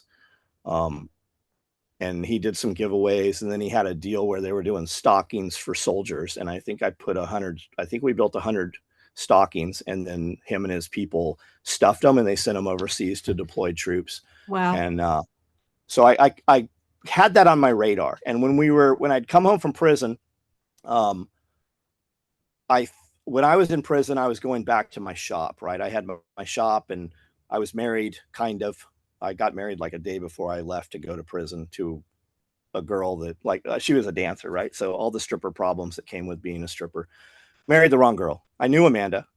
Amanda and I, it was not time for her and I to be together. And so when I came home, I got served with divorce papers and a restraining order when I hit the halfway house. And in federal prison, you go to the halfway house, and you do 85% of your time. So I've got like about 6 more months of halfway house. And the way a halfway house works is there are bunk beds all through there, and they've got hundreds of dudes on the books paying for those beds. But as soon as you have a job, you can go someplace like your mom's house or wherever. So I'm thinking, I come home from prison. I'm in prison the whole time, and I'm thinking, well, I've got my business. I know my relationship's messed up. I've got my kids. I'm going to come home and just focus on work. Anything's better after prison, right? And when I say prison, I was in a federal prison. Like, there were court judges in prison. All of your dudes that were like money crimes for like in Wall Street Journal and stuff. I was in there with those guys. So it used to, like, when you hear about Club Fed and the golf course, I was at the golf course. It was an old Air Force base in Santa Barbara, California. Other than being a prison, it's really pretty beautiful. Big, huge trees and squirrels. We had a jogging track. And so, I mean, for prison, it's not like you see in the movies. When you hear Lompoc, that is not how Lompoc is. So I came home, hit the halfway house, and within 20 minutes, I'm served divorce papers and a restraining order. And I'm like, so I can't go to work. Got to go. I'm going to have to go to court. I don't have any money. You send all of your documentation home. They don't keep anything that you went to prison with at the prison. So they have mailed my social security number, card, driver's license, anything that says who John Willis is back with my wife. So I'm in the halfway house, and you're getting all the jailhouse lawyers and all the experts, and they're like, well, you can leave here to look for a job. And I don't know what I'm going to do. My life is literally upside down more than it even was when I was going to prison or in prison. I came home with a pair of sweatpants that I had worn and had patched holes in the knees. I had a pair of like just vanilla, like running, just dollar store running shoes, really, that my big toe was sticking through. And that's what I have. That's what I'm in halfway house with. And I'm allowed to leave the halfway house to go look for a job. And once you have a job, you are able to leave and go to the job. And you're allowed to have multiple jobs. As long as you are at work and they don't catch you not at work, you can be out of the halfway house. So the next morning, I get somebody to take me to where mom lives, because that's kind of my goal now, is to go where mom is. You can always fall back on mom, right? Right. And that's where the sewing machine started, in that garage in Tierra Santa. So I go to Tierra Santa, I'm on foot, and I'm walking around, and I go to a pizza place that I was going to a pizza place that I had worked at in high school. And I knew that some of those people I knew were still there, and it was closed. So in the plaza is a Round Table Pizza. And I walk in sweatpants with a hole in my shoe, ungroomed. I mean, I was groomed, but, and I said, hey, I want a delivery job. And they're looking at me like, okay, ragamuffin, you look like a transient. And I said, look, here's the deal. I'm just going to lay it out. I was in federal prison yesterday. I'm on 3 years of federal probation. And I know you're hearing, wow, prison yesterday. I go, but this is why this is good for you. They drug test me. I don't have any drug problems. I'm a grown ass man. I have done delivery jobs. I've worked in the pizza industry when I was in my early teens. I go, you're going to hire me as a delivery driver. I'm going to work for you for 6 months, and then I'm not going to work for you anymore. I'm on federal probation. And to get out of the halfway house, I need a job. I don't have any documentation as to who I am. So I need you to give me a week or two to get that documentation, but I'm going to come here and work for you every day. And if I don't produce that documentation in a couple of weeks, you don't have to pay me. I said, I'll stay in here. I will clean. I will straighten up. I will make pizzas. I will do anything you need to do. And I know how to do all of it already. I was a manager. I was a shift leader and a assistant manager at Pizza Hut years ago. I go, I know every road in this town. You don't have to put me on the road until I have my paperwork. And he goes, okay. He's like, when do you want to work? I go, as much time as I can work. And they put me on, gave me a schedule. And the next day at break, I walked over to the other place, and guy I know, Eddie, was there. And Eddie said, whatever you want to do. And I had the job. And I had a third job also at another pizza place there. I had 80 hours of work. Wow. Within 2 weeks of being home, 80 hours of work on the books. As soon as I got a little bit of money, I called up the place I had rented sewing machines from years and years ago and rented a sewing machine. And he showed up and I made some phone calls and I said, hey, I'm home. And I called some vendors, this particular vendor in Washington State that's closing down. Called him and I said, hey, my name's John Willis. Is Rita there? I remember talking to Rita all the time. We used to have to place phone orders before the internet. And she said, they got Rita. And I said, hey, this is John Willis. Um, I know, I went to prison. My stuff was on CNN 3 days in a row on every newspaper on the West Coast. We were on the cover. I was on CNN every 30 minutes on a loop. They did a raid at my shop. It looked like something off of a movie. There was 20 black SUVs. There was 13 agencies at my shop when they executed the search warrant. And so everybody knew. So I said, hey, I'm home from prison. And I need you guys to send me some samples and some partial rolls and stuff. I said, I don't have any money to pay you. I go, but we've done millions of dollars in business before. I don't really know what direction I'm going in right now, but it's going to be big. And I go, I need you to believe in me. And I don't have anybody to believe in me right now. I need you to believe in me and take a chance and just send me just some cuts of webbing, something I can build some stuff out of, and some just end cuts and stuff. And they sent me some cases of webbing. It started showing up Wow. at Mom's house, and just started going and put it back together. I did $960,000 in nylon tactical gear business that year. That first year I was home, the first 13 months, $960,000 of nylon materials with me and 2, 3, 4 other people out of my mom's garage, and was working 80 hours a week delivering pizzas. Wow. And I tell that story because we get people from all walks of life and they see the shine and they hear me talk and they'll come into a live feed and they're like, who is this guy? How did he do it? And I'm like, you can do it too. And they're like, well, yeah, but how did you're ahead of me, or somebody handed this to you, or, I love I don't have enough time. I go, you don't have enough time.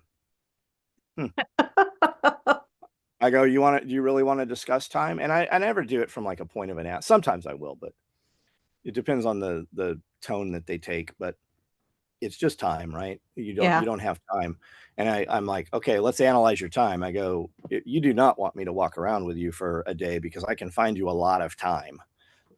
You sleep 8 hours, let's cut that back to 5, right? You work 8 hours, you don't really work 8 hours, you're at a place for 8 hours. So we'll give you 8 plus the 5. Okay, that leaves you let's say, okay, you got 12 hours. Let's just cut it back to 12 hours. Let's give you a little time to eat and sit on the couch or video game, whatever it is you do. Where's that other 12 hours at, right? What are Right. we doing with that 12 hours? And then let's analyze our time, right? I want you to set a timer so that the timer goes off every hour. And when that timer goes off every hour, I just want you to have a 5-second conversation with yourself. Okay, I just died. That hour's gone. I just spent that hour of my life. Did I use it to the fullest? Did I use it to benefit my future, build my family, make revenue? How did I utilize that time, and how can I use the next hour better? Because if we're honest with ourselves, especially with these things, and I'm very guilty of the cell phone myself and social media, and I tell people all the time, I'm like, you're not making any money scrolling through social media, but it's okay for me to do it, right? Because I make a lot of money doing it. So, and I tell people too, I go, you have, like, if you really pushed me as to what I do nowadays, we're a social media company. We are a content company. Like, the sewing part of it is really the smallest part of it. People are like, how do I do this? And what do I do? And I people a lot of times too, especially when I'm talking or get invited to events and people don't know who I am, they're like, money's not everything. I go, really? I go, it's not everything. You're right, but it sure buys freedom. And they're like, well, money doesn't buy happiness. And I said, never saw a guy jump off that jet ski without a big ass smile on his face. I go, money isn't everything. But for you, while you're speaking that, then if money's not everything, why do you get up every morning at a time you don't want to get up and go to a place that you don't want to go and spend a large portion of your life there for so little of it if money's not everything? So let's identify what you love. And how do we take that thing that you love to do when you go to work and you get that paycheck every week and you pay those things that you have to pay? And let's be honest, a lot of them probably aren't paid, right? You hold a little bit of it back to do that thing that brings you joy. Let's identify that thing. What is that thing? And how do we turn that into your job so that you have to work less of the place you don't like and you're able to do more of the things that you do like. Let's identify that. And it all starts with an audience. The most valuable thing right now is an audience. And when you have an audience and you project and you put forth the things that you are truly about, that you truly believe in your heart, the same people that believe those things will show up and have an interest. There might not be any monetization from the beginning. You don't have to do it with the intention of monetization, and your audience will ebb and flow. If I'm doing videos, and that's why my channel is not immensely successful. I've had it for 15 years now, and I'm barely at 100,000 right now, because you can't identify what my YouTube channel is about.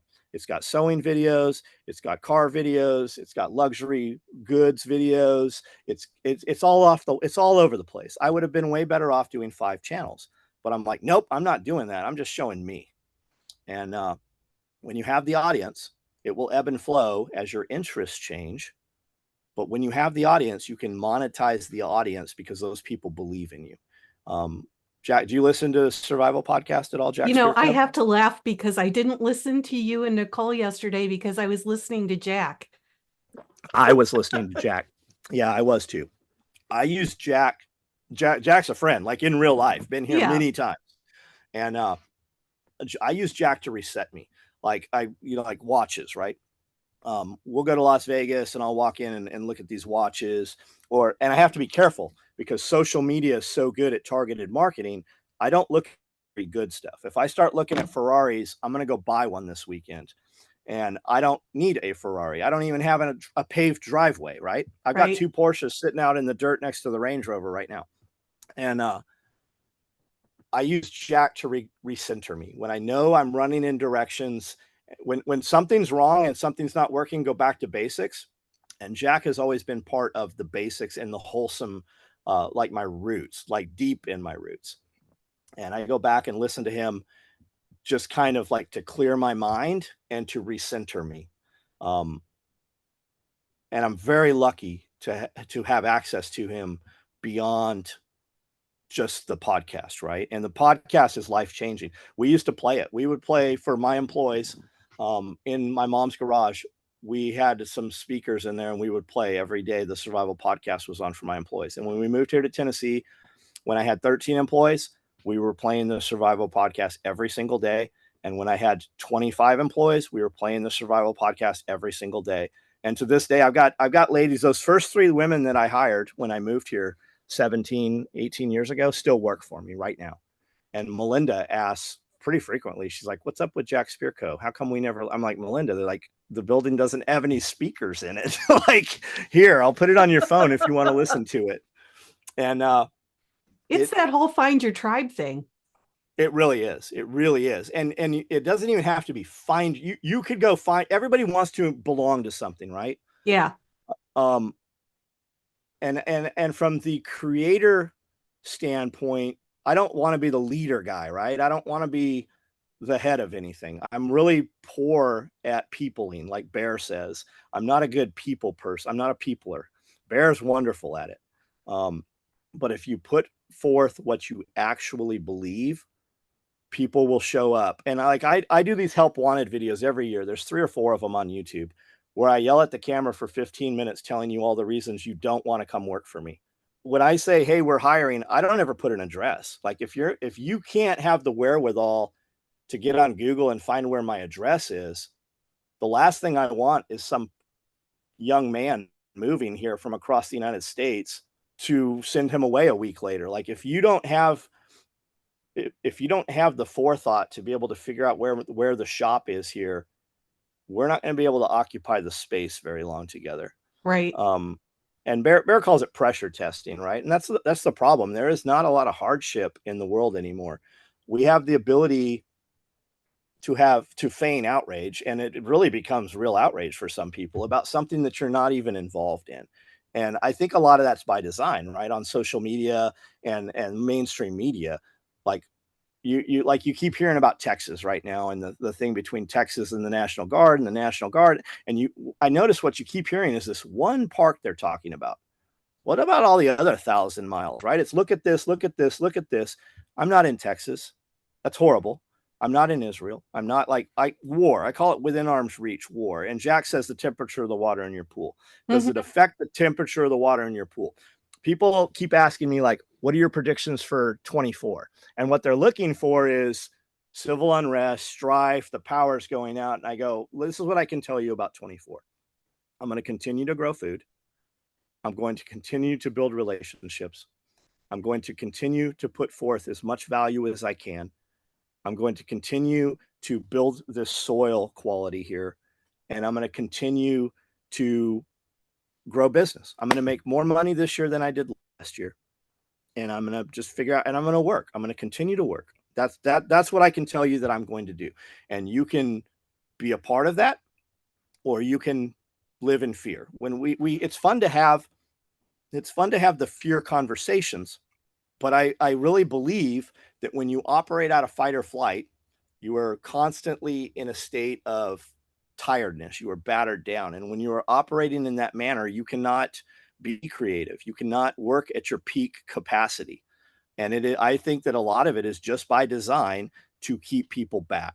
It's Evan, my friend Evan from Radio Made Easy. He calls it the paycheck plantation, right? Mm-hmm. The government school system, it's not a public school system. It's the government school system. It's been co-opted. If you think it's public, go swing on the swing set and see what happens to you.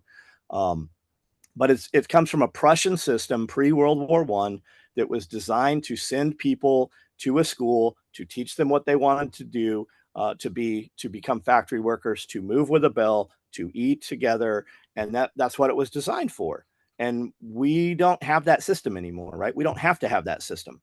And I think that as I get older, as did when you saw people come back from Vietnam. My father was in Vietnam, so I kind of saw that age group. My grandparents were the World War II era, so you heard that age group, right? Every young man wants to go fight for the country and believes in what we're doing. And then as you get older and you start businesses and you realize taxes are theft and you realize corruption and it's all misinformation, you realize that what we grew up believing, it wasn't all the truth.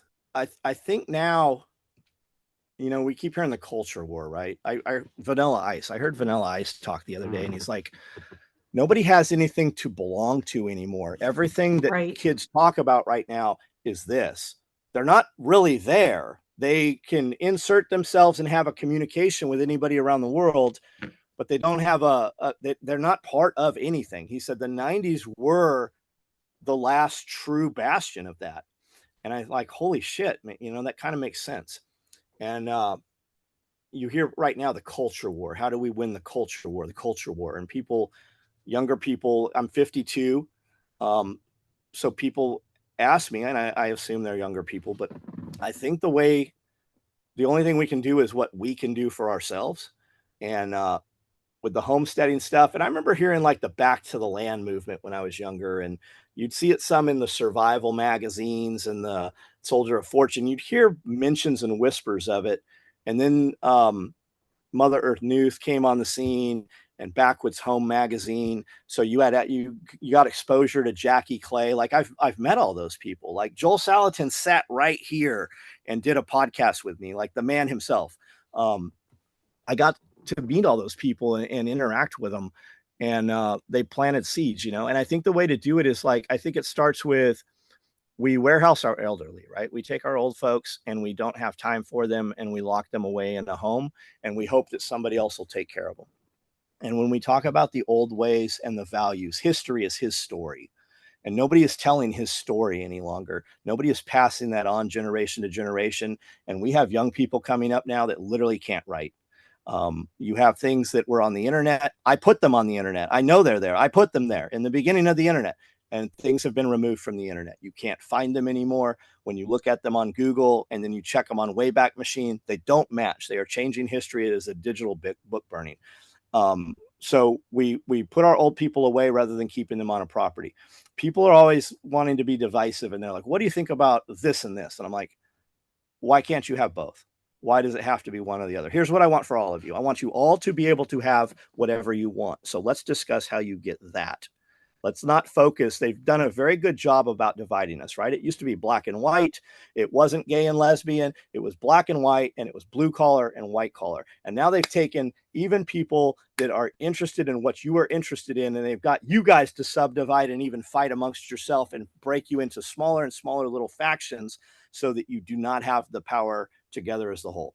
I want you all to have a property big enough to have multiple generations on. That doesn't have to mean in the same house. It doesn't have to be hundreds of acres. It doesn't have to be thousands. It could be one, it could be five.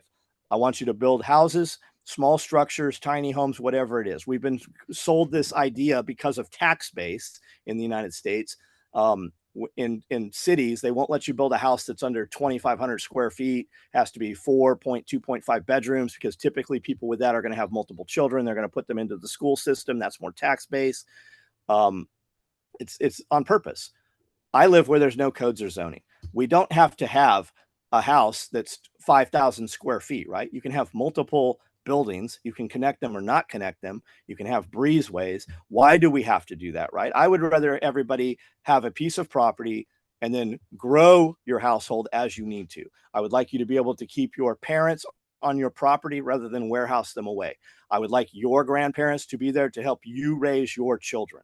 And then when your grandkids have kids, you help them. While you, as the labor force age person, is doing the labor, your parents are there to help you raise your kids. And it just passes down, right? Grandma still has a ton of knowledge how things used to be. That's who should be teaching history, the person that was there when it happened. And that's the kind of childhood I had, and it was amazing. It is amazing. It's wonderment, right? It And is wonderment. and it's not there. It's there, but not like it used to be. If you look at this thing, this would have you believe that the entire world is on fire, and cats are having puppy kittens, and boys are girls, and girls and boys, and it would have you believe that that's everywhere. But when you walk out in the real world, you're like, it's kind of weird. I don't see it, right? Right. Because it's amplified. This takes the craziest message and amplifies it. And I really believe it's to confuse you and to keep you in a state of confusion so that you cannot operate and be creative, because creativity is everything. And I want everybody to be able to have whatever they want, as long as it doesn't negatively affect me, really, in the rawest form. But as long as you're not hurting kids, I don't care what you're doing. I don't care. Like the guy across the street has Sanford and Sons junk lot, and he's brought in all the trash and debris. I don't get to say anything about what he says. I had 10 years to buy that little piece of property, and I didn't buy it. And if I don't like what he's doing on his property, I better plant more bamboo or willow or put up a privacy fence. Right. I don't get to say shit about what he's doing, just like he doesn't get to say what I'm doing. And when the number one question, my wife and I do a podcast every Friday. It's members only. You ask questions, we do the answers. And Scully and I do a podcast every Wednesday. And the number one question is, how much property do I need? You need as much property as you can afford, because you don't get to say what happens on the sides of your property. And I love all these dudes, because I was one of them. I'm going to live in Idaho or Montana, and I'm going to live right next to the Bureau of Land Management, where it's a federal park. It's a federal park until some politician changes those regulations, and you've got a strip mall on the other side of you. How much property should you have? Enough that they can't see whatever it is you want to do inside your property. Right. I don't want to keep you. I know you've got another appointment. We could talk for hours. I would love to come on here another time. Yeah, actually, I got 2 minutes till I had to be on the other one. I would love to do this anytime you want. Okay. Your podcast is sewing, basically. Yeah. Sewing And themed. My episodes are usually half an hour, so I may cut this down a little bit, but we've got a lot of material to work with here. So I'll be happy to introduce you to other people in my industry if you thanks. want to talk to them. There's some really good dudes. I used to kind of be like, man, you're going to have to figure it out on your own. Nobody helped me. And now people are like, what do you think of this guy? I go, I haven't met him, but I want to be friends with everybody. And there are some really good people in this industry. Oh, that'd be cool. This has brought us together. I talk to people around the world 24 hours a day, thanks to the devil right here. Just make sure you're using it for good. Yeah. Awesome. Thanks for being on the podcast. Thank you for having me. I hope you enjoyed that visit with John Willis, and I hope that you will go to his website or his YouTube channel and check out some of his gear and videos. Not much has been happening here sewing-wise. I didn't have a terribly productive week last week. That's just how things go sometimes, depending on my schedule. I will be talking about some of the things that I've been working on and cogitating on, some fitting issues, some things I ran into this week. That'll all be in the episode next week. Next week's episode is not going to be an interview show. I'm going to be pontificating about some things that have been on my mind. Just a reminder that I will be teaching 3 knitting classes at Sew Expo in Puyallup, Washington at the end of February. You can go to the Sew Expo website at www.sewexpo.com and register for classes there. I hope to see some of you there. Please come up and introduce yourselves. I'm teaching a few serger classes here locally, and I'm working on some other projects and interviews for future shows. As always, you can check out the show notes for this episode on the podcast website, which is thestraightstitchpodcast.com. You can find out more about what I'm doing here in Montana on my blog, which is at www.janetzabo.com. And as always, I would love it if you would leave a review on Apple Podcasts. That helps other people find the podcast, or feel free to share it around with friends, anyone that you know who may share your love of sewing. So until next time, I hope you have a great week and that you get to go sew something.